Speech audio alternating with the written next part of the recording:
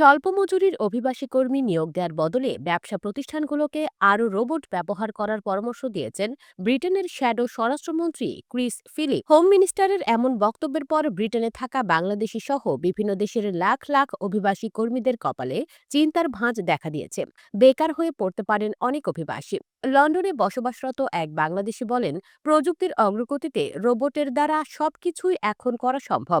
Britain যদি ধীরে ধীরে রোবটের উপর নির্ভরশীল হয়ে পড়ে তবে তা ভবিষ্যতে আমাদের জন্য খুবই উদ্বেগজনক। বিপাকে পড়তে পারেন বিভিন্ন ফার্ম হাউস, এগ্রিকালচারে কাজ করা অনেক বাংলাদেশি। শ্যাডো মন্ত্রী আরও জানান, স্বল্প মজুরির শ্রমিক অভিবাসী নিয়োগের পরিবর্তে ফল ও সবজি তুলে আনার মতো কাজের জন্য অনেক বেশি অটোমেশন বা রোবট ব্যবহার করে থাকে অন্যান্য দেশ।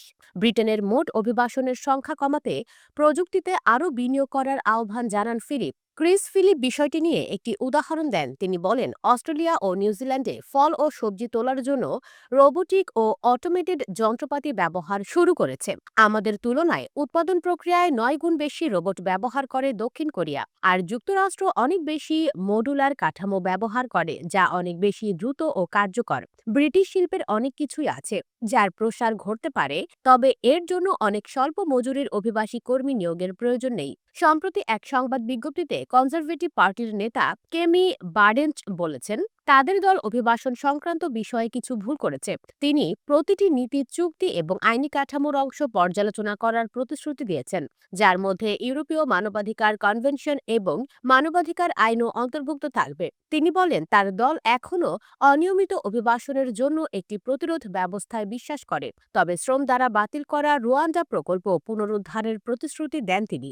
অপরদিকে 2 সপ্তাহ আগে এই প্রকল্প পুনরায় চালু করার আহ্বান জানিয়েছিলেন ফিলিপ। গত বৃহস্পতিবার তিনি আরও জানান, লেবার পার্টি রুয়ান্ডা প্রকল্পটি শুরু হওয়ার আগেই বাতিল করে দিয়েছে। উল্লেখ্য, রুয়ান্ডা অভিবাসন প্রকল্প ছিল ব্রিটেন সরকারের একটি বিতর্কিত অভিবাসন নীতি। 2022 সালে অনুমতি ছাড়া ব্রিটেনে আসা অভিবাসন প্রত্যাশীদের জন্য এই পরিকল্পনা ঘোষণা করে রক্ষণশীল সরকার। এর উদ্দেশ্য ছিল ইংল্যান্ডে অবৈধভাবে প্রবেশ করা শরণার্থী ও অভিবাসীদের রুয়ান্ডায় পাঠিয়ে দেওয়া।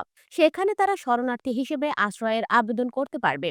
কনজারভেটিভ দলের নেতারা অভিবাসন নীতি নিয়ে বিভিন্ন মতামত দিয়েছেন। কেমি বার্ডেন্স অভিবাসনের ওপর একটি কঠোর সংখ্যাগত সীমা আরোপের প্রতিশ্রুতি দিয়েছেন, তবে এই সংখ্যা কিভাবে নির্ধারণ করা হবে তা পরবর্তী সময়ে ব্যাখ্যা করবেন তিনি। ক্রিস ফিলিপ বলেন, মোট অভিবাসনের সংখ্যা 3,50,000 আরও বেশি হবে, তবে তিনি সীমা সম্পর্কে সুনির্দিষ্ট কোনো সংখ্যা দেননি। তিনি আরও বলেন, ঠিক কতজন উচ্চ দক্ষ ও উচ্চ বেতনের লোক দরকার, কতজন লোক এখানে সঠিক ডিগ্রি কোর্স করতে আসছেন, সে বিষয়ে সঠিক মাইগ্রেশন সিস্টেম নির্ধারণ করতে হবে।